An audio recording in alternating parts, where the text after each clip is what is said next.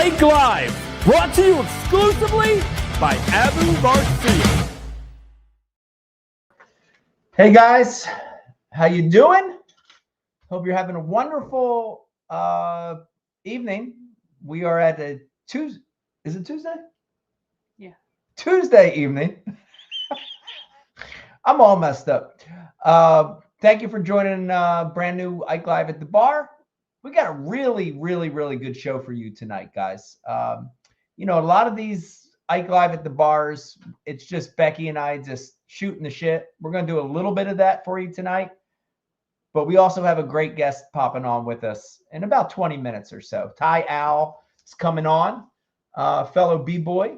Can't wait to get Tai on to talk a little bit about some of the junk that's happening. Also, want to catch up with him on some positive stuff too. It's not going to be all about the DQ. It's going to be some other stuff.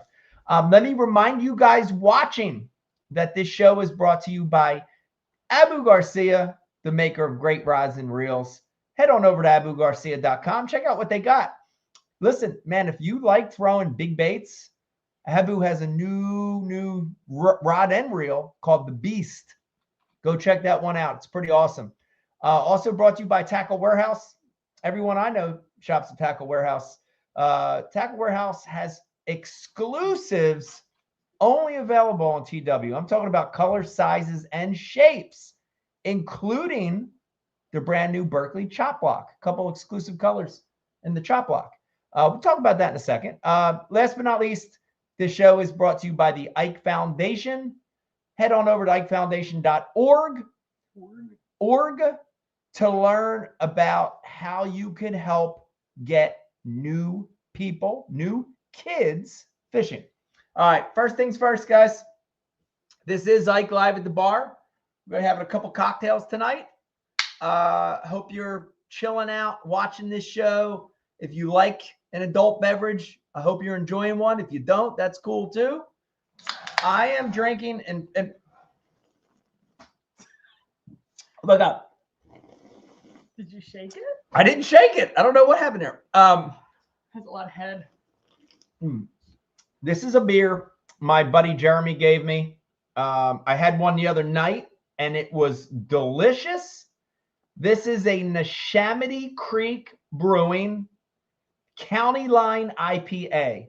I like this IPA. This is a lighter IPA. If you're watching this and you're like, oh, those IPAs, they're so heavy. This is a lighter IPA. This happens to be a Pennsylvania beer and really, really delicious. So I'm drinking the Neshaminy Creek County Line IPA, and Becky's drinking. What are you drinking? Wine? Becky's drinking wine tonight. Bella. Shout out to Bella. Shout out to Bella for all you wine heads out there. We got a little Bella in the house. I wanted to start. I mentioned it in the opening. And before I get into that, too, let me remind you. I want to make sure I say this. A lot of our friends are here. Yeah, a lot of people checking in. I want to make sure I say this. Charles, hi Frank. Guys, please, we want to hear from you tonight. Send your thoughts in on the comment section. I've got my readers. I've got my old guy readers. I'm going to be looking at the comments. We want to hear from you on these topics. Also, listen, this isn't like a page where we censor. Whatever your opinion is, we value it. We have an opinion. We're going to give you our opinion, and we definitely will value your opinion as well. So hit us up on the comments tonight. And I want to start. Let me little roll call. Beck said we got some homies checking in. We've got Thomas checking in with the sharp cheese tonight. Elijah, what's up? We got Florida Man Fishing checking in with us. Met me back in the day. We've got Sean Patrick over there from Canada. Is that Canada or Canada, California? Checking in with us. Robert Phillips, another Florida guy. Carl checking in with us from upstate. Chris. Look, yeah. So the new feature on StreamYard is you can see this is how it looks like for Facebook. Yes. That's how it looks like in Instagram. Oh. So they can only see your eyeballs. Oh, they can only see my eyeballs. Oh, okay. So you want me to back up? Okay, I see what you're saying. All right. Is that true? Yeah. That's strange. I don't like that new feature. I don't All design right. the software. All right. I don't get it, but I'm confused by the camera angles here. So let's start tonight with something that I'm very excited about, guys. And if you've been watching lately, I'm real excited about this new bait. And I did want to just take like 5 minutes to talk about this.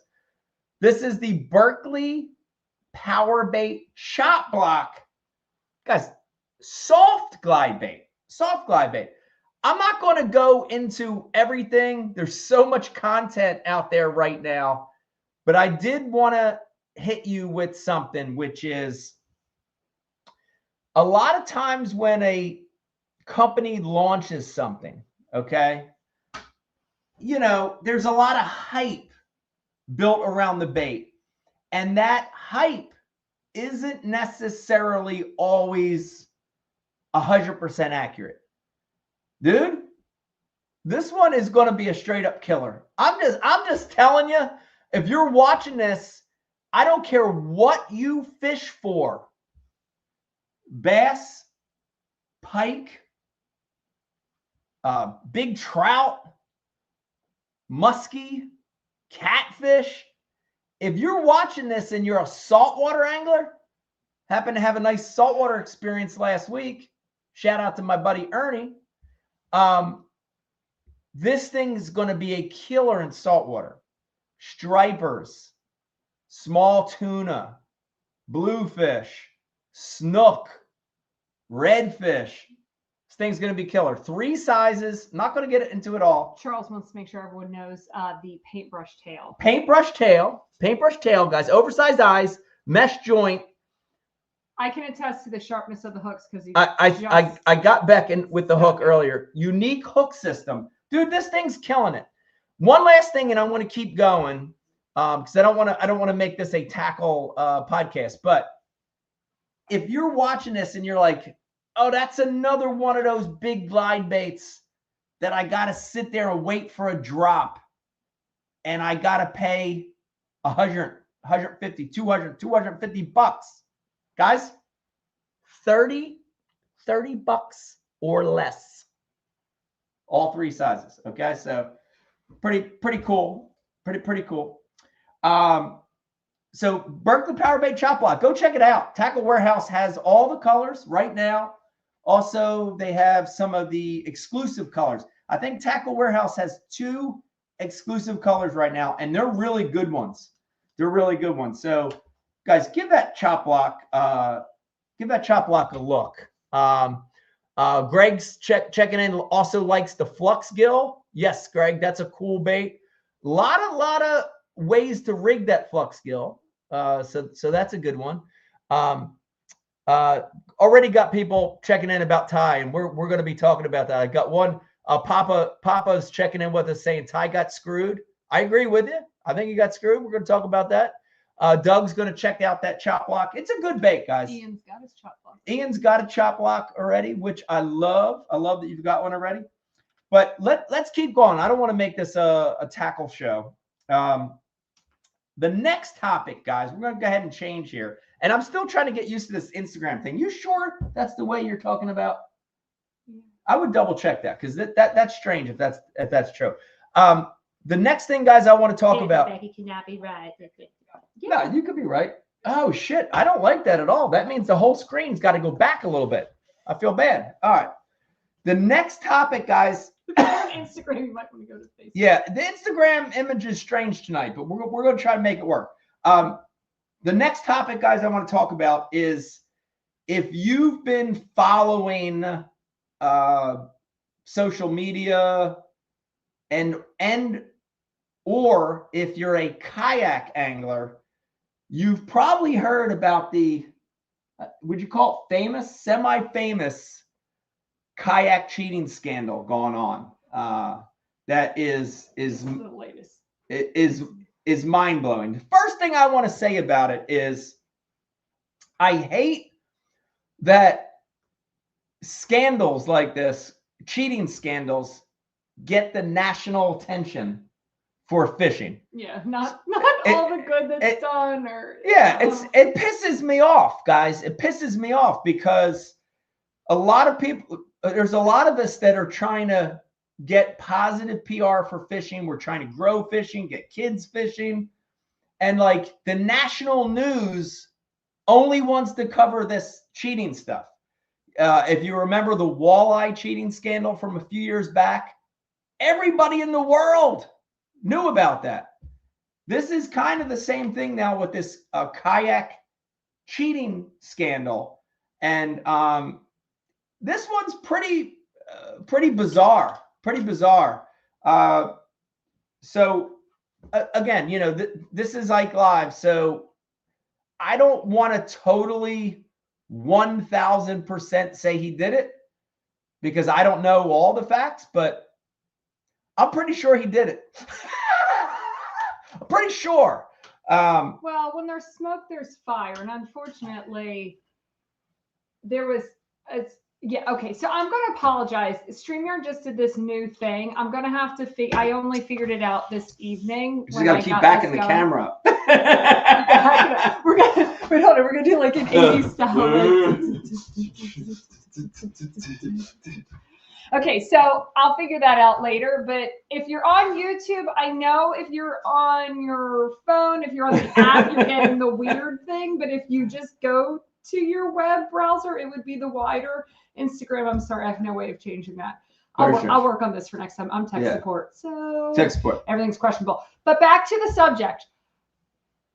Clearly, there was another situation. Like, this is not the first go around. So, like, I know we don't want to like throw anyone under the bus. Like, if we don't have proof, listen, I don't want to say this definitely happened because this guy got like drugged through the ringer with everybody slaughtering him. But where there's smoke, there's fire, and this was his second issue. Second big scandal. Yeah. And then on top of that, like, has he come out to say anything? He came out. You usually defend yourself. So the only thing that I saw is on one of his social pages, he came out with an apology to one of the organizations and offered to give the money back. Okay. So that's pretty close to a you know, saying I did it, as you could say. So here's the thing, guys. If you don't know about it, to give you the quick update on this last scandal. So he did it. Oh, so when Daniel said he did admit to cheating. He did admit. With the cut up kayak. Yeah. So guys, if you're watching this, we got about 500 people watching, and you have no idea what we're talking about. This dude, Jacob, I'm not wanting to say his last name, cut a kayak. The front half of it, they cut it in half.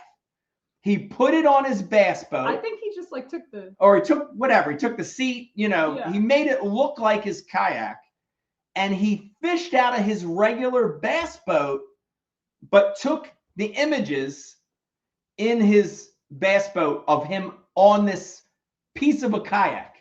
That's pretty elaborate cheating scheme. You know, we're not talking about pushing the fish down or, you know, fanning his tail or stuff like that.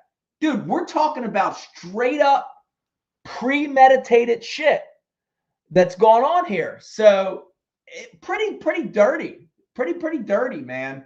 Can I just say something? Like, how much money do you win in a kayak tournament? See, that's the thing. That's one of the points I want to raise. So when you talk about the money that this guy was winning, I mean, he won $1,500 off the Ike Foundation. Yeah. So guys, to give you a little backstory, and maybe if you sense a little anger, a little frustration, a little angriness in our voices, this same guy won the Ike Foundation kayak event a year ago. Mm-hmm. And so, you know, if you're stealing, cheating is stealing. And if you're stealing from a kids tournament, a kids foundation, raising money for kids fishing, dude, that's fucking dirty. That's straight up dirty. Okay. That's dirty. But he's not winning. We don't have proof that he cheated at hours. We don't have proof. But again, smoke fire. But here's the thing. you hit a good point, Beck, which is there's not big money. We're not talking about millions of dollars here, guys. We're not talking about hundreds of thousands of dollars here. We're talking about a couple hundred to, you know, $1,000, $1,500 a shot. So when guys like this cheat, it's not just about the money. It's about the fame. It's about like an ego thing. It's an ego cheat, you know? And dude, that's weird. That's mind-blowing to me. That's mind-blowing to me that you would do that as an ego trip. You know, I almost understand it more if there's a couple $100,000 on the line. I'm not saying I don't ever agree with cheating, but I understand it more if there's a couple $100,000 on the line. This dude's cheating for $500 for what? You know what's interesting too? Wasn't there a whole scandal with the tournament not too long ago? And then he came out and he was like, "Oh, I'm going to show them," and they're talking smack on me. Was he cheating that whole time? Like, that's bizarre behavior. It's bizarre behavior. It's bizarre behavior. Although, hey, listen, I want to say there was someone a while back on YouTube, and they commented on the fact. I'm sitting today, my legs hurt. Yeah, you said. They commented on the fact that Vegas looks like me. Vegas does Thank look like you. He does. Yeah, Vegas gets his good looks. Says he's Mike. That kid's me. Yeah, he's the male version of me. Yeah, so we're seeing a lot of comments. Everybody's pretty disappointed. I would say universal disappointment. And Christian, you know, basically Christian, this is coming from Christian Thompson Outdoors. Great point, Christian. And I've heard this from so many other people that this kind of shit that's happening, the cheating, whether it's the walleye with the weights or this, or, you know, even in the pro circuits or the local tournaments, it leaves a sour taste in your mouth about all of tournament fishing. Yeah. And you know, you're really changing. Well, and that's what everyone picks up on too. Everyone picks up on that. Dude, like the positive stuff. Like I just used myself as an example. When I was 12, 13, 14, 15 years old, I was watching Bassmasters on TNN. I was reading it in the TNN. If you're an old guy and you remember TNN, raise your hand. Turner something network. There was none of this going on. Now, I'm not saying there wasn't cheating, but it wasn't out there. And dude, I was so excited about tournament fishing and getting involved and trying it. And I can understand now in this environment of cheating where it leaves a bad taste in your mouth. You don't even want to go tournament fish because you're afraid that dudes are cheating. I understand that. And it makes me sad because, man, when I was young, it wasn't there. And it was just excitement and energy. And these were the dudes, Denny, George Cochran, Klein, all these guys. These are the guys I wanted to be. And well, you had to work harder to cheat back then. You had to work hard to cheat. You didn't have AI. Yeah. You had to like hide fish somewhere. Right. But I hate that all these scandals and stuff, this kayak scandal, all this stuff, it's making guys shy away from tournament fishing and maybe even shy away from fishing, right? That's sad. That's sad that we're losing people to this because, you know, they're looking at it like, screw this. I'm going to go golf. Or, you know. Well, but listen, so I think we have to evolve. I mean, we can't change this. This is the nature of what's going on in our world right now and what people are going to do. Like, people are going to continue to do this. They're going to continue to try to find ways. But what's going to have to happen is the small boat, the kayak, like all these guys that do, you know, the photo, like CPR. Yeah. Yeah, CPR events. Yeah.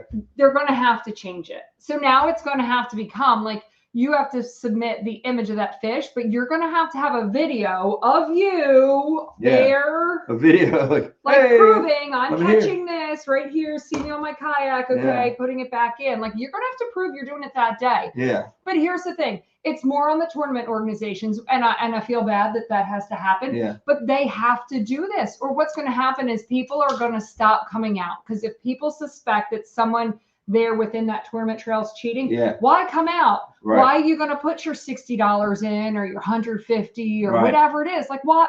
Because you know you're going to lose it. You know, even if you have the best day of your life on that lake, you're not going to win because some dude just AI to fish like 3 more inches than you. Like it's just it's BS. It is BS. It is so BS. It's just more work on these guys. It is more work. All right. So the moral of that story, the kayak cheating scandal, the guy Jacob, you get the gas face. The gas face? The gas face. All my old hip hop heads know what the gas face is. Probably a lot of people don't have any idea what the gas face is. You can go research that after the show. Third base. Great comments. All right, I want to keep the show going. Enough of the kayak stuff. We've got Tai on right now. I want to get him on the show, and I think this is his first time on Ike Live. Mm-hmm. What's up? B-boy Ike, what's going on? Yo, man. All right. So first things first, I want to tell you that the first time we met, I was so excited because for a lot of years, and when I say a lot of years, probably like 20 of my 30 years doing this, I felt like I was off on an island by myself. Like, you know, I love hip hop. I love rap. I used to break. I used to DJ. I did graffiti. And then I started meeting people like you that were like, hey, you ain't the only one. Yeah. No, I that was my first passion, believe it or not. Wow. Tell me about that. Yeah, so it was probably like in middle school, and it's something that I picked up really early. We were watching that old school breakdancing a movie way back in the day. I forgot what it was called, but it was like weird. I was watching it, and I can understand the body movements. So when I saw my brothers trying to break dance, I just went and did the coffee grinder. It was super easy. It came super easy. But that was the end of that. But like in the 80s, it was it was the thing to do, right? Yeah. And then it kind of died off. So when it came back in the late 1990s, 2000s, that's when I did it. And I mean, I was going around to like kids after school programs, teaching those kids how to break dance. And I went to different high schools. I even transferred high schools. When I got there, there was like 6 guys in the breakdancing club. I was only there for a month before I transferred back to my old school because, again, job done. When I was breakdancing at the assembly, after the assembly, I walked in. It was like a club in there, like lined up. Everybody wanted to learn how to break dance, so it was pretty cool. But after that, I just left back to my old high school, and it was a lot closer, and I didn't like the new school anyway, but I got my job done. And the after school programs are kind of interesting because I'll walk in, and I see like these little kids trying to spin on their head like us. I'm like, oh, dude, that's not good. But man, I loved it. I did it from, I want to say middle school, went pretty hard in high school, all the way to part of college. And hey, I thought about another lie. Okay, I'll tell you guys what the lie was because I was asked, think about a lie on the Polygraph. It was New Year's. We were at a party. I don't know why I said it, but remember Jabberwockies was a big thing? Oh, yeah. Yeah. You know, I was dancing and, people talking. It was about to get midnight. I was single at the time. And I just told this girl, I was like, yeah, you might not recognize me because the mask, but I'm a Jabberwocky. Yes. It worked. Best pickup line ever, right? Yeah, but that's true story. True story. That is, I think back at what I was like, that was my biggest fear.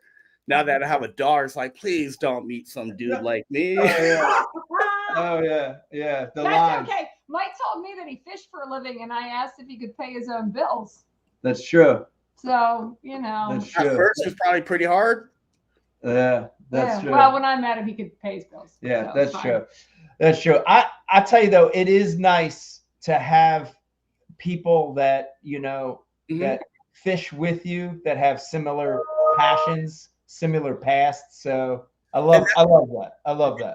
That's what drew me to you. I read your book a long time ago, and actually, my wife read your book. She's actually watching the podcast right now, and yeah, big fan of yours, and it's super awesome. But I will have to tell you, I think you sold me a crap dream.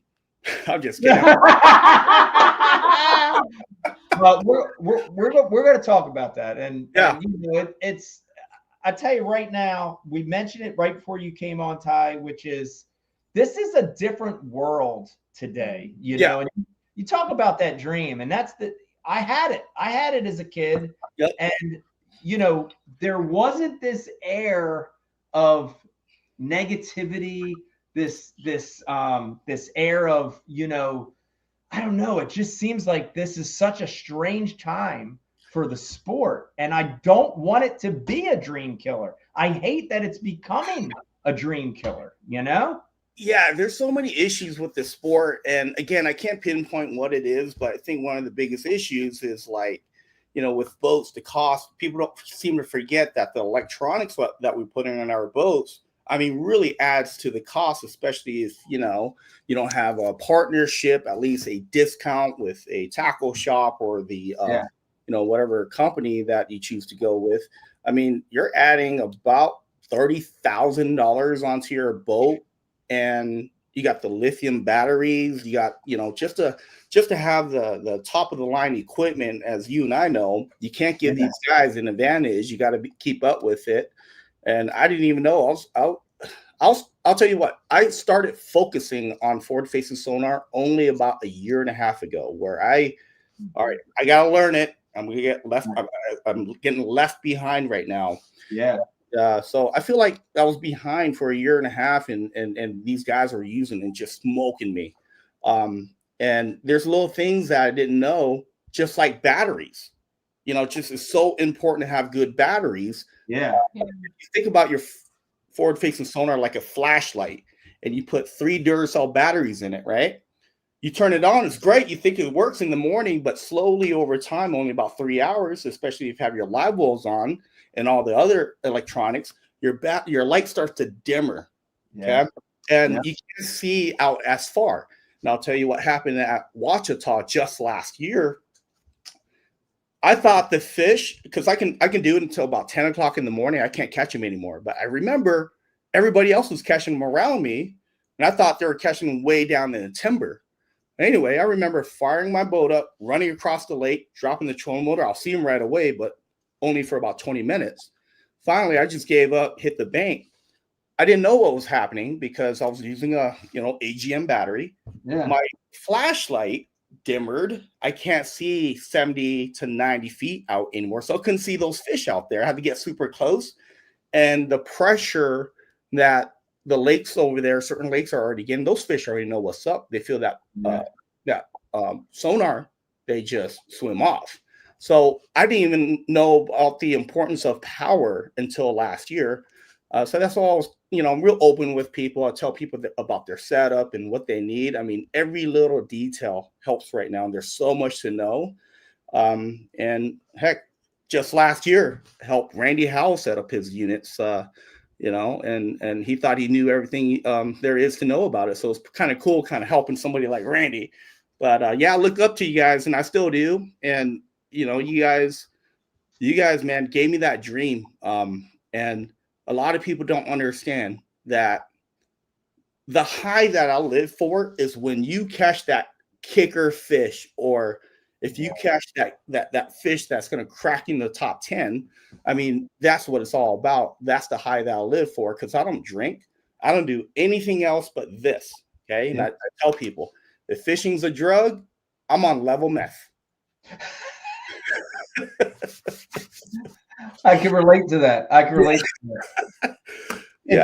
It's funny because I've mentioned it on other Ike Lives before, but I think a lot of people are looking at the situation that you're going through. The situation just happened, and it's hard for them maybe to imagine exactly how you feel and what is happening. And so I don't know if you knew this. I think a lot of the Ike Live fans do. I went through something very, very similar to this in my own career in the late 90s. Very, very, very, very similar. That's an analogy that somebody told me, and actually, believe it or not, it made me feel better. But go ahead. What was it? So it was a polygraph situation. Oh, okay. Mine's different. It was a polygraph situation. So, you know, I can understand what you're going through. At the same time, I can't, because your situation's unique. But I did want to say this, that this isn't something that just came out of like left field. We got about almost 800 people watching right now. If you've been following the sport of professional bass fishing, and I'm talking about not just BASS, but the entire sport, the other circuits, there's been a buildup of these polygraphing situations to try to find people that are breaking the rules. Yep. I guess the first thing I want to ask you, and I already know the answer you're going to give me. Do you think we need systems in place to catch people that are actually trying to be deceptive? Believe it or not, despite what happened to me, I think polygraphs are a good thing. Okay. I just had a conversation with a buddy of mine, because I've taken many polygraphs before.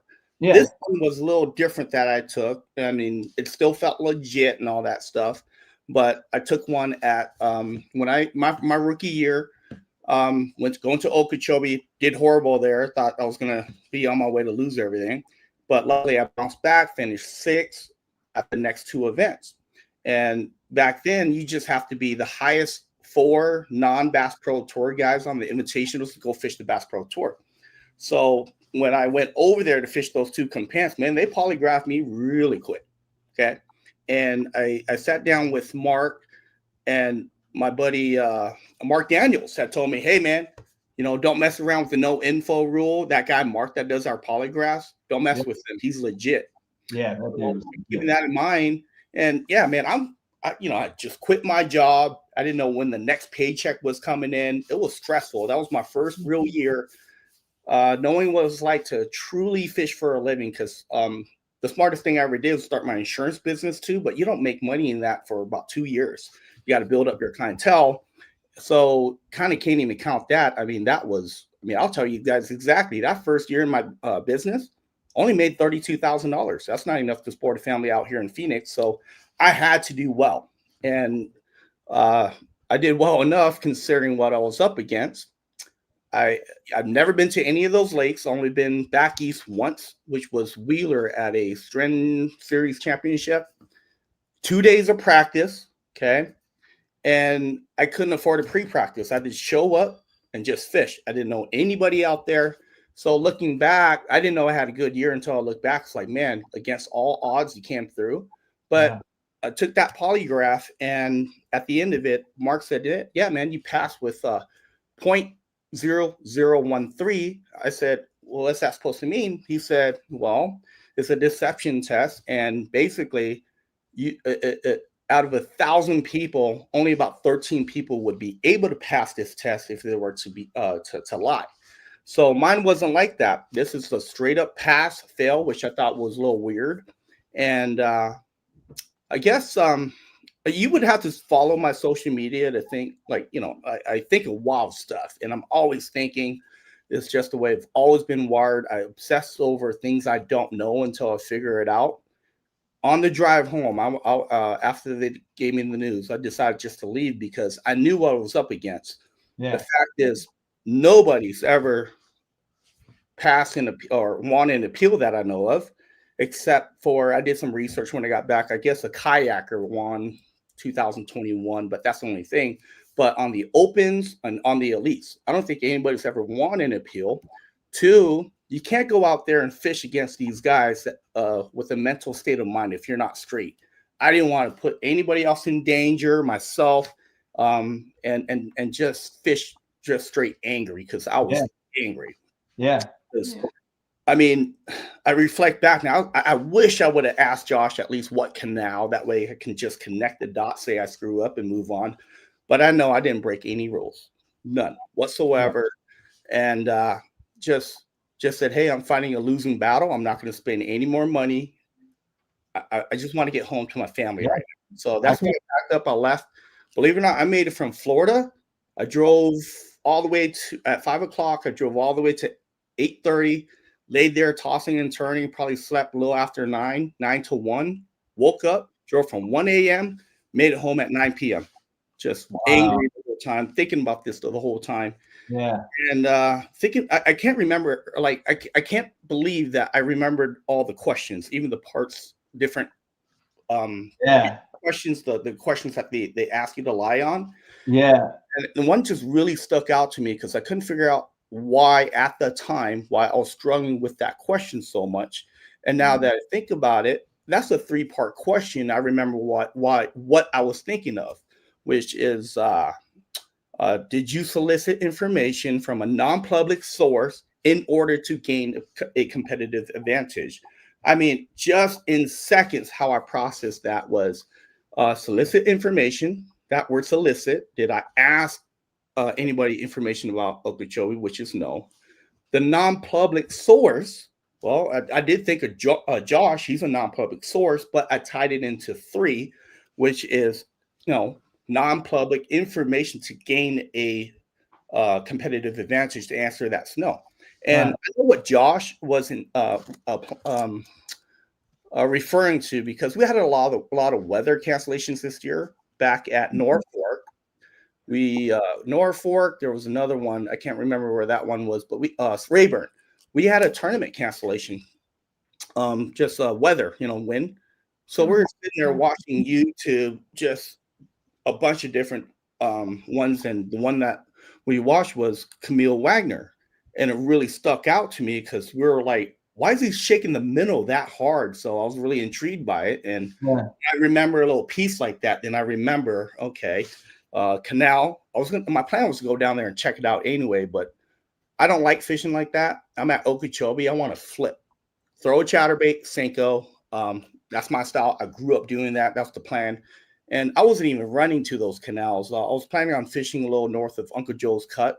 I found an area. It looks like they mixed it with chemicals. I mean, they had mass. Looks like old Okeechobee. I was going to spend my whole day in there, and I felt like I was going to do good.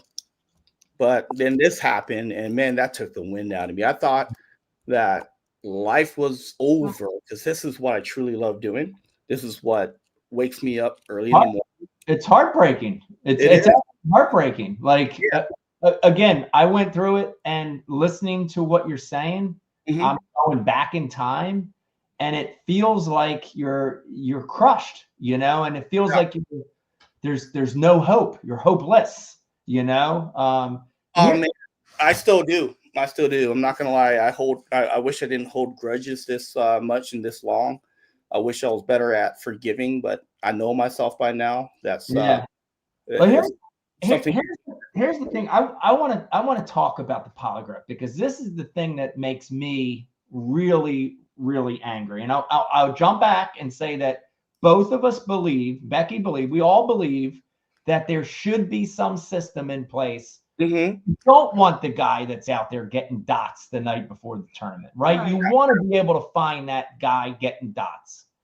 But and this isn't new to this case. I feel like this has been brewing the last few years. I think the current system, in particular the system being used by Bass, is a flawed system. 100%. When Becky and I read your Facebook post, and I'm so glad. So let me also say this. I'm so glad that you've answered this. You've stepped up and talked about this, because a few of the more recent cases, I think the guys are going through the same shit you're going through, and they're scared to come out and talk about it. So thank you. Thank you for being open. I think that's when you're right and you're right, the most important thing you can do is come out and give your side of the story. Tell and your you truth. tell your truth. And you did that. And that was the right thing. But when you posted that, Becky and I are reading this Facebook post. We're at breakfast, you know, in the kitchen. And I'm looking at this. And I'm looking at Becky and I'm like, there's no way anyone could pass this test. No. These questions are absolutely fucking ridiculous. So Let me call one out and then I'm gonna let Becky talk because it's pissing me off so bad. Have you ever done anything you regretted? Are you kidding me? Have And you they ever want broken you- a traffic law? So Have here's you ever what, lied to a loved one? Like yeah. every day. So I guess those are like baseline questions. Okay. So I know what they're doing them for. So they kind of have to do something like that. And even though you don't think you're reacting to the lie, you know, your body's, they're picking up something. So anyway, well, these are uncomfortable questions. Right. Okay. They're already setting you up for All failure. right, I got two things. One, you pointed out the fact that there's only one person who had their polygraph, like their situation reversed, which was a kayak guy, which is funny. He's on YouTube and he said he just mentioned me. He said in his comment, the only reason his was reversed, not because he had a second polygraph, it's because he had GoPro proof of how something went down. mm-hmm. So, only thing the GoPro can't prove is anything prior to the event. Okay, so anyways, so he's saying His situation was a little different. little different, Yeah. but it was reversed because the GoPro proved it. So think about it, like your body energy. So there's this whole thing called like, what is it called? Secondhand embarrassment. You ever watch something and like you see a situation happening, you're like embarrassed for them. Yeah, Like- that happened to Becky last night. That happened to her watching 90 Day Fiance last night. Oh yeah. No, Secondhand. American Idol, I can't watch it because I hate seeing other people get embarrassed. So I don't watch it for that reason. So so in my mind, there's almost like this like secondhand nervousness. So that question with the 3 parts, I was reading your post and I'm like, okay, I'm not even taking this. Let me clarify. My energy spike because you're sitting there going, wait, what are they saying? I can't answer this wrong. Like, even if you're overthinking They're setting you up for failure. that question is set up in a way that, like, listen, I didn't even fish a tournament and I'm reading it and I'm getting nervous because I'm like, oh my gosh, hold on, I have to answer this right. Wait, what? Yeah. Solicit? You know what I mean? Like, so it was set up in a way that you would question anything you were about to say just because you want to make sure you're saying it right. You know what I mean? Yeah. That question is just That bothers me. I have a problem with question number 4. And just to clarify, number 5 didn't ask 5A, B, and C all together. It was they'll go through a set and then it's just one thing that they want you to lie about. And, there's 2 things about that really offended me and made me feel uncomfortable, I should say, not offended. It's hard to offend me. The lie to a loved one part. And it was awkward because I was sitting there thinking, man, when's the last time I lied to anybody I loved? And I pride myself on not lying to people. Literally, I am one of the only guys that I know out west that I just don't lie to people when they ask me how I caught them. Example, last year when I caught that 9-pounder on a buzz bait in a tournament, guys were standing around, people were asking me how I caught them. And I didn't know about half a dozen of those guys. I just told them. I caught them on a double buzz, green pumpkin. And they looked at me, and I can tell that they think I was BSing them. I posted the video. You can see the buzz bait. So, again, I don't concentrate on things like baits, okay? I concentrate on things like technique. One of the things that I learned from you, Mike, is fish the moment. And I'm a big, the one thing that I would say I specialize in that I bring to the table is understanding barometric pressure, which I plan on doing a series on that. It is the biggest secret that I know in fishing and has helped me fish the moment. Example given, the wind is your friend, right? Well, I would take it a step further and say the wind is only your friend if it's caused by a low barometric pressure system. So that's how I made my money out west, is understanding weather patterns out here. When the wind's blowing from the south, I'm usually throwing reaction. When the wind's blowing from the northwest, I don't. Okay, so I break it down in a very scientific way. Another thing I'll kind of tell you is, like when you're fishing and a storm is coming, Yeah. right? Fishing's off the hook, and you think like you're KVD or Ike, right? and you get usually half an hour, and man, I've always wondered why they did that, and people would say is because the air bladder expands and the fish move up. It has nothing to do with that. That is something I obsessed over since I was 12 years old, and I feel like I finally figured out at the age of 37. Okay, I studied it that long, and what it is cause it has nothing to do with the air bladder. It has to do with dissolved oxygen. All right. I want you to think about a 7-Up bottle right now. Okay. You open the cap to lower the pressure inside. What happens to the bubbles? It floats to the surface. Yeah. So when there's a storm coming, it lowers the pressure. The dissolved oxygen molecules has to float up, and is trying to balance itself with the atmosphere.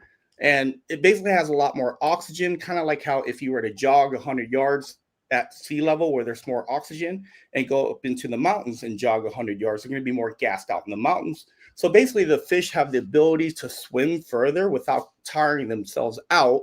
And you have that brief window to capitalize on it. So that's why it helps when the barometric pressure lowers. All it has to do with dissolve oxygen. That's interesting. Yeah. So that's again, that's the stuff I focus on. And that's why, again, there's a lot of people that have messaged me, hey, man, what kind of bait should I throw at whatever local lake out here? And I know they probably get this. They probably feel like, hey, man, why is that guy holding out? But my advice isn't to give them a particular bait, okay? Is to help them understand, hey, it's not just one bait, because you and I are both tournament fishermen. How many times have you gone out, crushed them on a jackhammer with the Zacco, and the very next day you can't get a bid on it? Well, it has to do with weather conditions. You got to fish the moment. Yeah. So with that being said, that's the stuff I focus on. I don't care to watch somebody else catch them. I've been doing this for 26 years now. And the times I do best is when I recognize a situation that I've had success in the past and just go do what I did in the past. Yeah. I have confidence, and from there I look at, okay, efficiency. Am I choosing the right bait to be as efficient as I can? I grew up on the principle that you can't catch a fish without your bait in the water. And now forward-facing sonar, you got to hold your bait in your hands. So, yeah, it's a different world.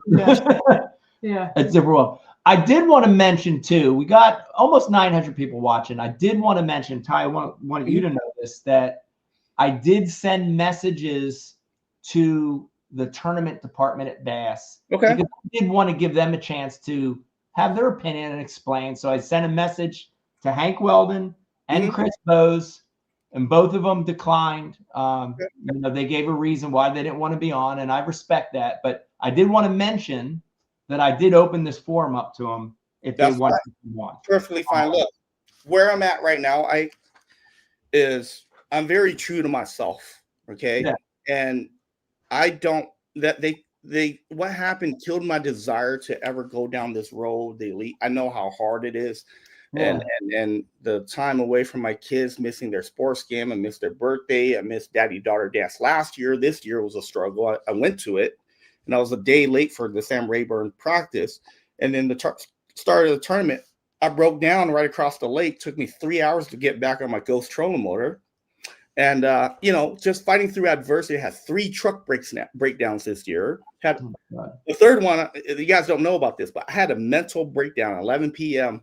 on the side of some random truck stop. Just freaking, just down and out. But I've always been able to collect myself and keep pushing, because I don't want to show my kids that daddy's a quitter. Yeah. So with that being said, I'm true to myself. I just don't want to pursue the dream of being on the elites and fishing the classic someday because of what happened. It hurt so much that, again, I'm just going to go a completely different route. There's nothing in the world that can make this right for me. And they took something that money can't buy. Okay, so that's what you guys are doing when you're falsely accusing people of and using an equipment that's not admissible in court.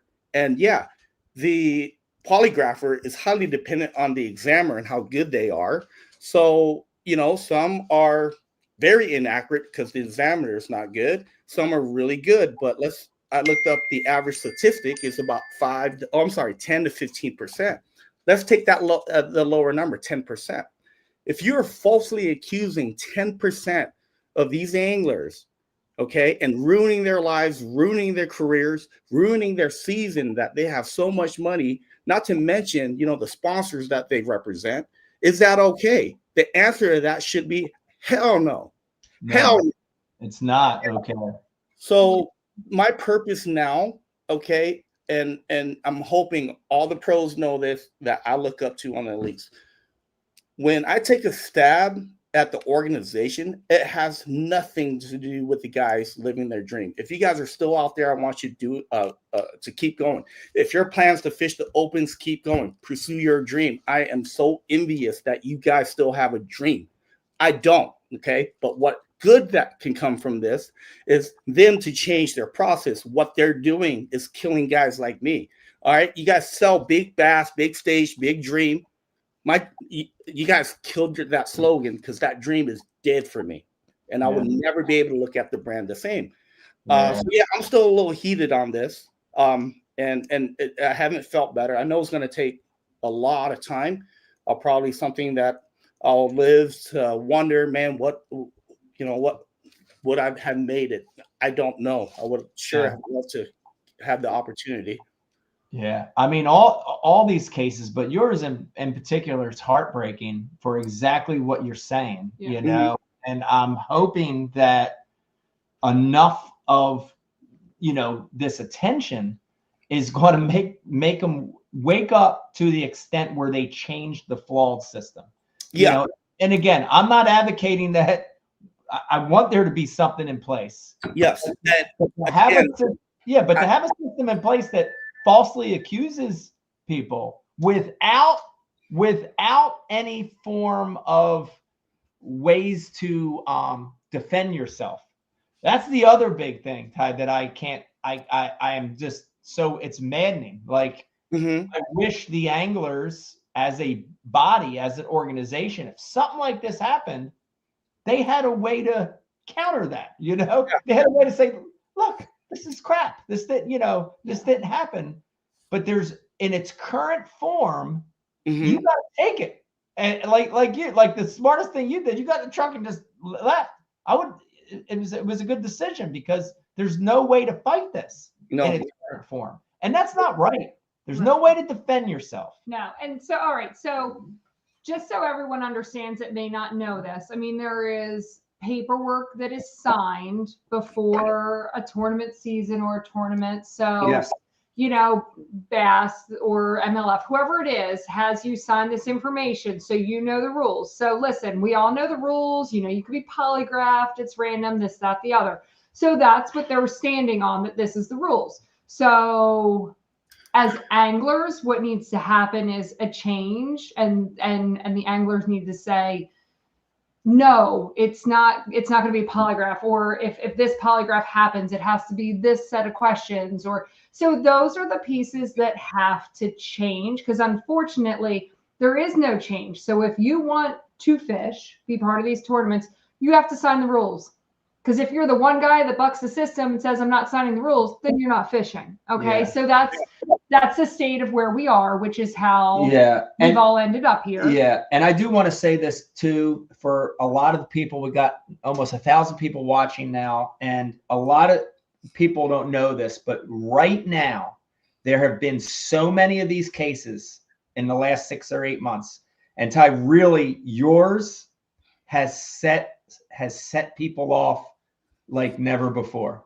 So I can tell you that we have a group me text chain, and you may have already heard this. And in the last, since this has happened, the current elite guys are losing their minds because they know they know this is wrong. This is Yeah, you got screwed, and everyone knows it on the elites. Yeah. Dude, that's the thing that is saving me more than you guys will ever realize. Because when this happened, like I said, I mean, fishing is like, besides my family, fishing is everything to me. Fishing is what saved my life. Okay. It wasn't for my brother dragging me out of the house at a point where I was like deeply depressed after losing everything that I owned and just paying for everything to get me out there. And before I knew it, I was leading the freaking tournament, you know. And last day I drew Bobby Barrick, and you know, he showed me like, whoa, you can get like, I didn't realize you can get that good. It's the first time I ever fished with somebody of that caliber that can cast a frog into a coffee cup when the wind's blowing and land it, hover it on top and make no splash. But here's the thing, he'll work at 10 inches, reels it back up, throws it right, and hovers it right, same cast. He'll do it 3 times before he moves on to the next hole. Like, that's a freaking frog salesman selling frogs. And that right there really motivated me to pursue this sport. Oh, by the way, I ended up losing the tournament. And I just remember, man, the high of like just being up there while you're getting these messages and the possibilities of, you know, just, you know, catching fish in a tournament. Like I've always said this, I'd rather catch a 5-pounder in a tournament than a 10-pounder fun fishing. I know that sounds crazy, but maybe you can relate to that. Different feeling. Yeah. Different feeling.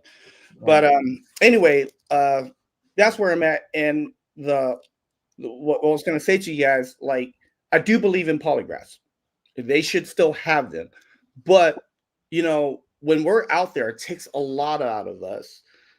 We're under a lot of stress, a lot of pressure, not getting a lot of sleep. I'm traveling all the way from Arizona. The time difference, it takes me about a week to get used to. And the pressure that I put on myself, I'm sure other guys are the same. I'm really bad at drinking water. So you add all that stuff up, okay? And we're asked to take this polygraph. When you ask us a 3-part question like that, we're going to use a lot of processing power.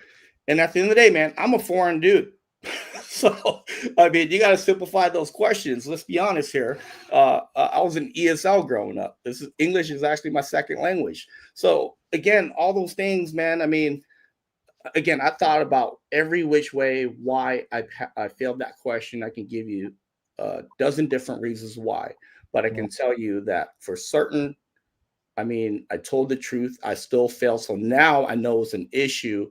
Now I'm going to help you guys by being as loud as I can, going to every podcast as I can, just telling them my story because I got nothing to hide, you know. I think it's awesome. But here's how you do it. Here's how you do it, okay? Instead of relying on the polygraphers, here's just an idea.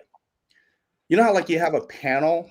Have a panel with about 10 anglers on the Elite Series. Because, you know, we're pretty much in the know. We know what's going on. And, you know, we go and vote on it as the anglers on what particular issue happened, what polygraph question was failed, whatever you guys want to do. But I think that's very fair because we'll kind of see, talk about it, put it to a vote. That's what we did on the Wild West Bass Trail. Quick story. I was on the panel. What had happened to Roy Hawk out here, he actually fished Mojave. He won that event, but during which he got pulled over by a game warden. Okay, we were fishing Havasu, then Mojave. And at Havasu, I believe one of the wardens pulled his fire extinguisher and like almost tested it real quick and just kind of accidentally went off. He put it back in his boat. Well, we got checked at Mojave. It wasn't on green. It was touching the line. He was issued a citation for that. So we got together as anglers, just asked, hey, what's going on? And we all voted like, no, Roy shouldn't get disqualified for that rule violation. So he won. Common sense. You guys were using common sense. Common sense. Yeah. But yeah, I think that's one of the things. And then when it comes to info, here's the thing that's hurting the sport. And I think you can ask. I'm going to ask you if you agree with me. So there's no info rule. We're all running around so paranoid that we might hear something that messes with us, and depending on how we think, it can affect the polygraph and give us a false positive. So when I cruise up to LA, some guy comes up, wants to just talk fishing. He knows follows you on social media, and the first thing I have to tell him, sir, I can't hear anything. Sometimes I get a reaction out of that person like, man, that guy probably thinks I'm a prick. Yeah. And I don't like that. Let's just talk fishing. Now, here's the common sense part. Okay. We're the pros, right? We're not going to take random information from some random dude from a gas station. We don't know if it checks out. We don't know his skill level. We don't know who he is. But, let's allow us to talk to him and build up the sport, promote the sport the right way. Right. And yeah, just not hide out from everybody, because I got to the point where I'm hiding out from everybody. I don't talk to nobody. I'm never worried about this.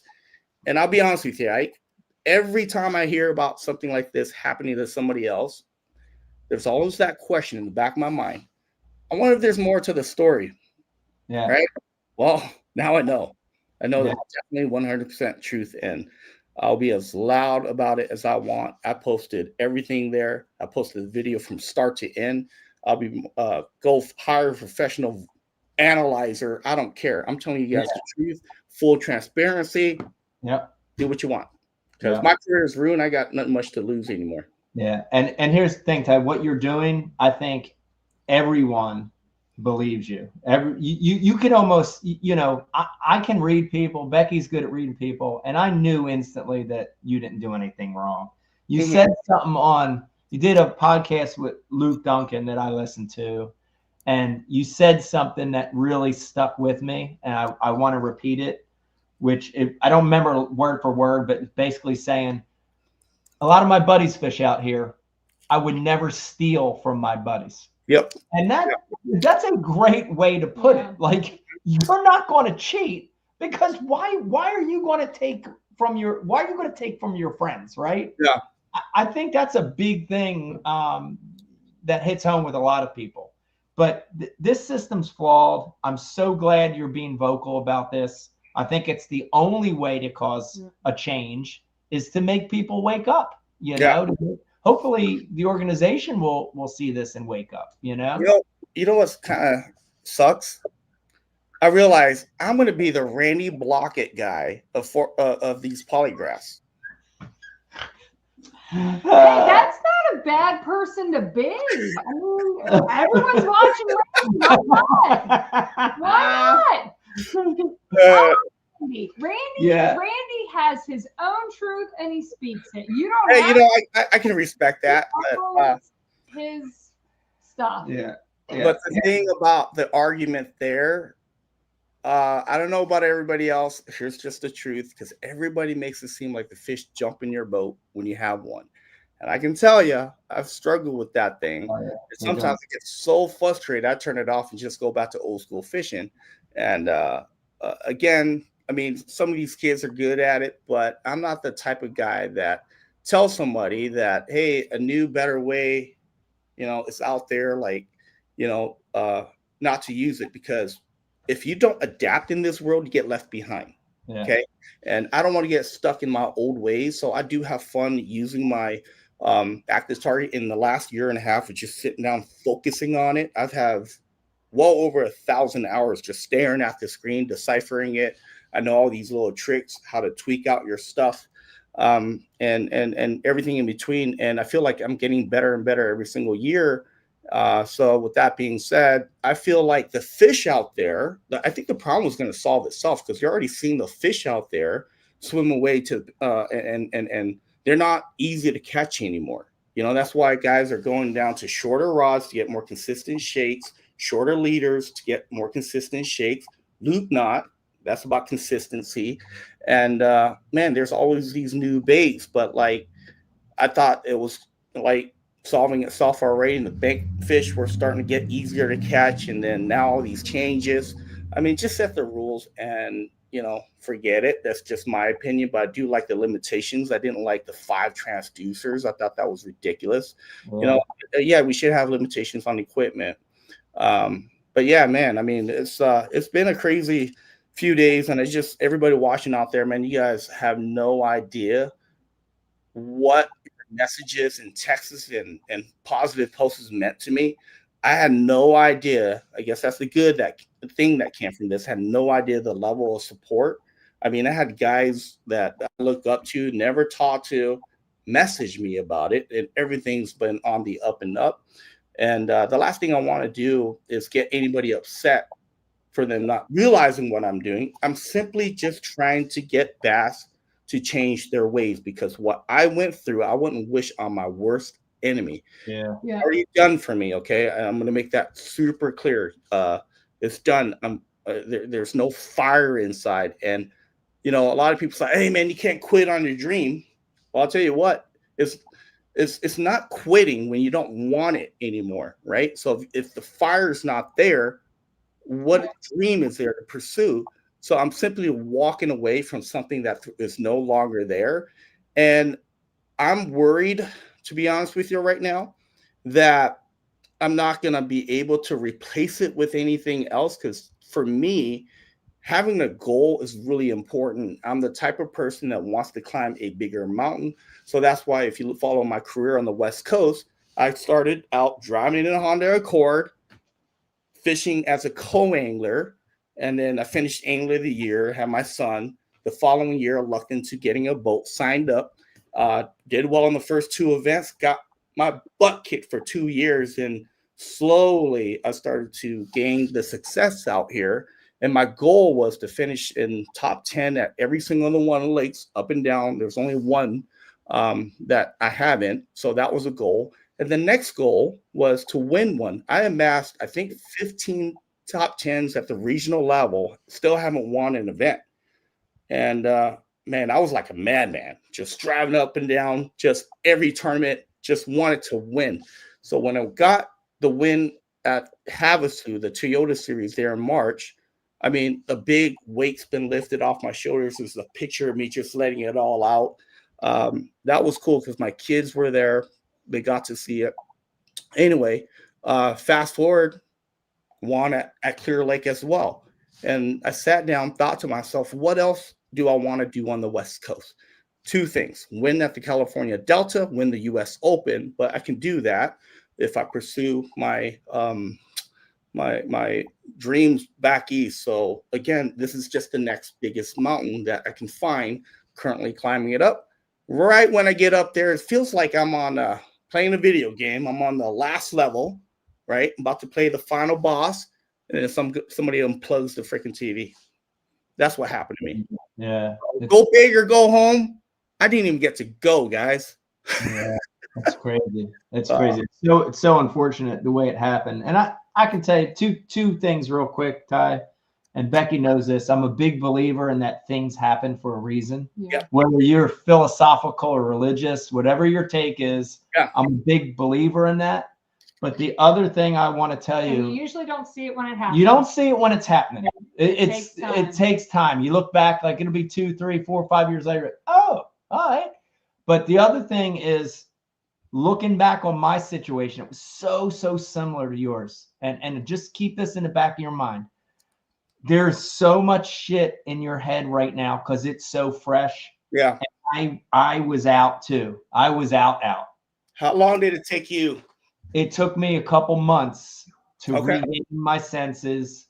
So I'm just telling you from experience, keep an open mind. If it's done, it's done, and God has a different purpose for you, that'll happen. But maybe in a couple months, things will change. Maybe Bass will change. Maybe this rule will change. Maybe that's all I want. If Bass can change it, because I got a lot of friends fishing on the elites and the opens. I just don't want this happening to somebody else. So, again, continue doing the polygraph, but it needs to be a different set of questions. It can't be a 3-part loaded question. Break it up to 3 if you need to. All right. And the rule is, I don't care about the info. Even when they allow info, I probably wouldn't take info. I don't care for it. yeah, I just go out there and I like to figure it out. I don't want any advantage over anybody else. That's why I'm open. I focus on technique, because I've said this a long time ago. When the 10XD first came out, I think I was the first one to win a tournament. I went out here and smashed 27 pounds with my brother right when the crankbait came out. And I told everybody. I didn't care. But they stopped biting that thing as good, a couple months later. But I figured out something else. I figured, man, you catch them on a red crankbait at night really good here. So that was my thing for a while. And then guys caught on to that, and I switched over to a different brand. So, it makes me better. And I've always said this, look, if I can teach you how to catch 20 pounds out there, it makes I have to go figure out how to catch 22. Yeah. I don't make my money fishing tournaments, right? A lot of people think that that's how you make money in this industry, and that's the furthest thing from the truth. So my first year in the invitationals, I thought, hey, this is the level where I'm going to actually make some money, right? And winning those $17,000 checks, kind of nice. But people are missing the big point here. They're not understanding the expenses. So that year, making the title, which was the Forrest Wood Cup, I won $58,000. Most people will say, man, that's pretty good. Well, did the math at the end of the year and tallied up everything I spent. I spent $52,000. I put $6,000 in my pocket, going out there fishing all season, and it was a good year. Yeah. So don't get sold on, what, 7, 8 guys are making a year. Yeah. You got to look at the average, and these aren't your walkovers. These guys are very good. And the other key thing I'm going to drill is sustainability. You can't sustain, on that type of income was all over. So the key thing is having the key partnerships, whether it be, you're good at sponsorships, marketing, social media. It could be sales of goods. I mean, I should have sold those that shirt, but I made. Don't tell me. But again, luckily for me, I did this for my family. I want to make sure they're going to be okay. I didn't know how I was going to do. I started my insurance business, and I worked like hell on and off the water to juggle everything. And it's not easy, but sometimes in life you got to do what you got to do, do what you want to do. Yeah, and that's all I've always done, man. Yeah. Well, I'll tell you this, Tai. I cannot tell you how much I appreciate you being vocal about this. It is so important that people know the truth, because seeing something posted somewhere and coming up with your own conclusion without hearing it is it's so different. So I'll, since there's a lot of viewers, I'll put this out there for everybody to hear. So I'm doing a lot of research on polygraphs. Okay. I'm willing to offer this. So a legit polygrapher I know is Mark. He was the former Bass Pro Tour polygrapher. Yeah, we know Mark. No joke. Okay, he was tough, but he was fair. If anybody's willing to track him down and pay for a polygraph, you think I'm lying, let's pay for a polygraph with Mark. Okay. If I fail the polygraph, I'll give you, or if I pass the polygraph, all you got to do is give me $5,000. But if I fail, I'll give you 10. Okay. That offer is out there if we can put that together. So I'm willing to clear my name that way, put this to rest. If anybody thinks I'm lying, I'm willing to take a polygraph with Mark. But with that being said, I won't take a polygraph with just anybody, because some people are really bad at it. It's kind of like deciphering, whatever, if we're going to have an earthquake or whatever, or reading the weather patterns, like thinking that, it's going to rain this weekend. Yeah. You know how often they get those guys wrong, or doctors misdiagnosing somebody. Yeah. If you think, that's pretty much what happened to me. Somebody misdiagnosed my issue and got it wrong and ruined my career. Yeah. It sucks. It sucks. Flawed system. Definitely needs to be changes. And Tai, you coming on the show, thank you so much for doing it. I had somebody who already said they can arrange that. Yeah, so we've already got some text and messages coming through. All right. People would love to see that happen, and we would love to see your name cleared. I'm game. because we know you can do it. So, Yeah. Ty, thank you for coming on the podcast. Oh, no problem, man. I really appreciate it, and I know what's going to happen is going to happen for the right reason. But I hope you keep your dream. Selfishly, I hope you keep the dream alive. Yeah, it was like, you ever had that dream where you're about to get lucky and the alarm clock goes off? Oh yeah, yeah. Man. Oh my God. So let's end on that note, maybe. Ty, thanks for coming on the show. Yeah. Appreciate it. All right. Hey, thanks, Later, man. man. All right. Later. There you have it, guys. Tai Au, everybody. Man, I am so happy that we've had a guy that has been through this, that has come out and told his part of it. Yeah. Because this year alone, I can count 3 or 4 other cases where the guys have kept quiet. And that is not the way to do this. The way to handle this situation is to give your side of the story, to tell it how it is. And that's the only way we're going to get things changed too, right? Yeah. So happy he's doing that. The situation sucks. The situation's terrible. But I'm so glad he's being vocal, and it's something's got to change. Yeah, exactly. Something's got to change. Why not have your peers be the ones to ask the questions? Well, I So, think like, I be think like, listen, all right, here's the question. I think what Ty said was right. Like, there should be a check and balance in place, whether that's a group of your peers, whether it's other independent polygraphers. There has to be a check and balance. Right now, you got one dude with one set of equipment, and if that is a flaw, it's with flawed questions, and if he makes a mistake, you're ruining somebody's career based on someone's mistake. That's terrible. That's terrible. That's a terrible system. So we're really hoping that, not that I'm glad this happened, but I'm hoping this is the turning point to getting this system changed. Okay. I'm seeing messages come through. Of course, KJ Queen, very similar situation happened. Another open angler, I can't think of his name off the top of my head, very similar situation happened. And of course, some of the big DQs that happened earlier in the year on the Elite Series as well. Scott Martin, Matt Herron, it goes on and on. So here's my question. I mean, there's been polygraphs for the longest time, and people weren't failing them. All of a sudden, in the last year, everyone's failing the polygraph. Yeah. Like, that to me is just bizarre. It's a big red flag. It's a giant red flag. Yeah. Yeah. You go 30 years or whatever with a few maybe here and there. And then all of a sudden in the last 24 months, you've got a dozen or more DQs. You have to stop and go, is that the guys or is that the polygraph system? Yeah, I don't know. I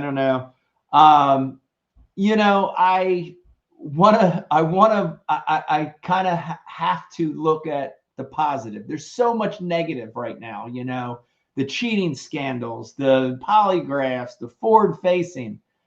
At some point, you want to look at the positives, and I'm really hopeful that these are growing pains for our sport. You look at other professions, other sports, they've went through growing pains too. I'm hoping that this is a situation where things will get better. You got to be hopeful. I want to be hopeful for the young guys coming up, the guys trying to do it, the guys that have the dream. I want to be hopeful for them. So I hope it gets better. I'm going to say something that's not going to be a very popular statement. Uh-oh, this is bad. But the reality is, I think that you reached out to tournament directors, folks that have been within this industry. I reached out to Bass. People that we know and they've been around for a while, and I held nothing against them for not wanting to come on. No, that was their choice. In my mind, I don't think any of these people are bad people. Makes me wonder if they themselves question the system, Yeah. but they have to toe the line. So isn't that easier to not say anything? But the tournament organization that we spoke of tonight has so many people that want in. They have created a system of youth, high school, college, opens. I mean, people are flooding to get in the door. And how many of them are watching this? How many of them are aware of Tai or these other people's situations? They want so badly in. I don't even know if they know all these things that are happening, or if they believe it, or, oh, that guy failed. Like it doesn't resonate with them. It's not something that they hang on to, like those of us that have been around for a while. So what I see is the tournament organization, these people, unfortunately, and I am happy to be proven wrong, Bass, but these people are expendable because you have so many people that want in that it doesn't affect you like it affects the rest of us. Like, it hurts. I don't even really know Tai that well, but it hurts me for him. I don't feel that the organization has that feeling for any of these people that are getting hurt because they know there's someone to fill the spot. Right. Right. Well, if that's the case, that's unfortunate because it shouldn't be like that. And that's just my opinion. Yeah. Because that's how I feel about the way things have been handled. Yeah. Yeah. Well, guys, it was a good show tonight. Like, if you're watching, I hope you watched tonight. I saw so many great comments coming through. I hope you got a better appreciation for what's happening in the world of bass fishing today. So, definitely want to thank Tai Au for coming on. Yeah. Want to thank everybody for their comments. Whatever your perspective is, thank you for chiming in tonight. Also, want to remind you that this show, Ike Live at the Bar, is brought to you by Abu Garcia, maker of great rods and reels. Head over to abugarcia.com. Check out that new Beast series. It's really good. Also brought to you by Tackle Warehouse. Everyone I know shops at Tackle Warehouse. They've got great exclusive colors, including that's that brand new Berkeley chop block. Tackle Warehouse has 2 exclusive colors of that chop block as well. Oh, yeah. If you live in our Southern Jersey area and you want to join us, the scholarship dinner for the Ike Foundation is the last Friday of January. There's a whole bunch of specials. So if you buy your tickets now, there's extra raffle tickets, all sorts of stuff. So if you live in the area, please come join us. If you do not, we still have ways for you to get involved, either through donations to support us towards the scholarship fund. We award 5 graduating high school seniors heading off to college, giving back through the outdoors. So you can give that way, or if you have a business or anything and you want to get your name out there, we've got all sorts of sponsorship opportunities. So get involved that way. Fun and guess what? The holidays are coming. Wait, so our kids have a countdown on the calendar. So I should know how many days until Christmas because they've had this dang thing ticking for like 60 days now. But anyways, I want y'all to know if it's not up today, it will be tomorrow. But Ike's got a secret sack. And it's slightly inappropriate, but it's not when you receive your sack of goodies. We're talking like $150 worth of awesome Ike stuff that you can get for, I think it's $48, or women, it's $25. Like, and we'll send it to you. It's a surprise, but it's all like our awesome, like our best t-shirts, sweatshirts, all that good stuff. So we'll send you Ike's secret sack. It is a pretty awesome deal, and we enjoyed creating that name for you. I'm glad you're talking about that sack. That's a really good sack. The other sack's not. Well, thank you guys for watching tonight. Definitely appreciate you chiming in. And we're gonna head to bed. I've got a little trip tomorrow planned, early day. Gonna be out in the salt water once again, fishing for some stripers with the chop block. Not that color. I have a really fun day tomorrow too. Yeah. I'm gonna talk to a pet communicator. Oh yeah. Oh, this is true. Listen, if you're watching, we're not making this up. We're not making this up. Becky's talking to a pet psychic tomorrow. Is that what you would call it? No, she's a pet communicator. But basically, she's a psychic? I don't know. They don't use the term psychic. Oh, but she's a pet communicator. So what does that mean? I want to know what my dogs are thinking. I mean, Quincy barks at us all the time. I want to know what he's saying.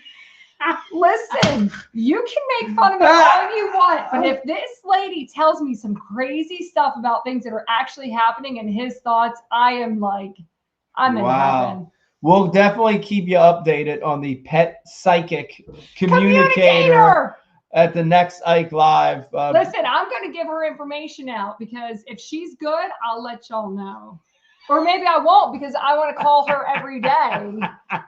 If she's good, you're going to give her information to everybody? No, because then I want to keep her for myself. All right. So there you have it, guys. Thank you for joining us. We'll see you at the next Ike Live, and we'll have some information from you got to do the exit. The pet communicator. Here, I'll let you do this. I don't know how this is like a whole thing. You guys are intrigued and you want to be in. I don't even know how to get to this. Okay. Well, thank you guys for watching. It was a good show. Thanks for coming out. Do you want to sing a song? Oh wait, here's the dog coming in now. Let's communicate with him. Come here, Quincy. I can't even get to where we're supposed to be. They've changed us all up. Thank you so much. We're gonna leave you now. Bye-bye. Do you fish for excitement? Do you fish for passion? Do you fish to get outside?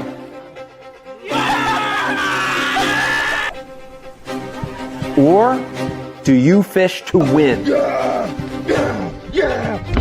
Abu Garcia for life.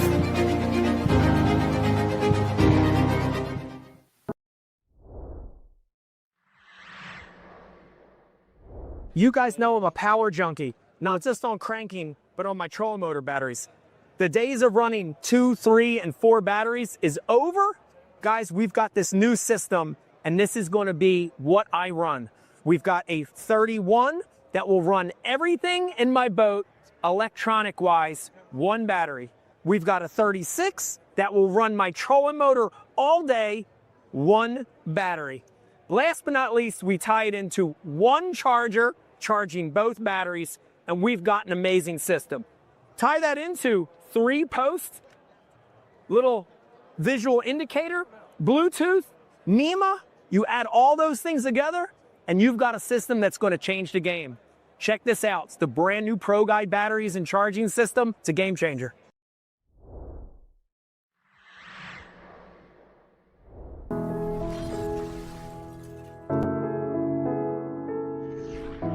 You know, right now where we're standing, we're in Camden, New Jersey. Yeah. Philadelphia is right there. This is the concrete jungle. And, you know, a lot of those kids, as they grow up, they don't fish.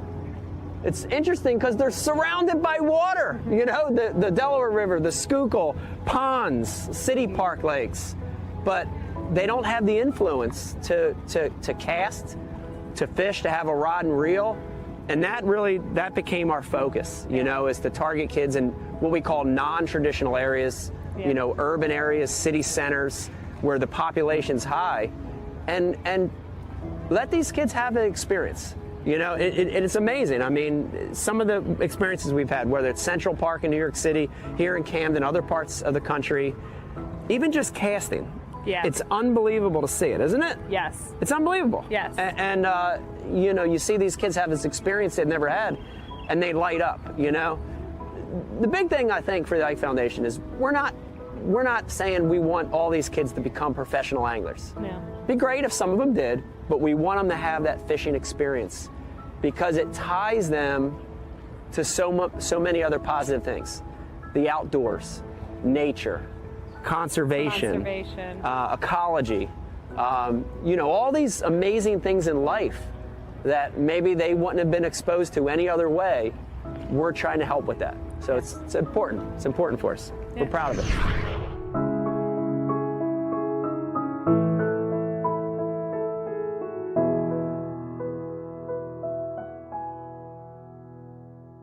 I subscribe to Bass U TV, and so should you. Great place to learn about anything you want to know about bass fishing. You get it at Bass U. We got the best of the best. I'm not just an instructor, I'm a subscriber. I'm John Cruz, and I am a subscriber. You can always learn, and watching Bass U is definitely helps with that. It's something that I like to do, and it's definitely something that you need to do. If I'm still learning, you should be too. Subscribe to Bass U because you'll learn how to catch a lot more fish. Ike Live, brought to you exclusively by Abu Garcia.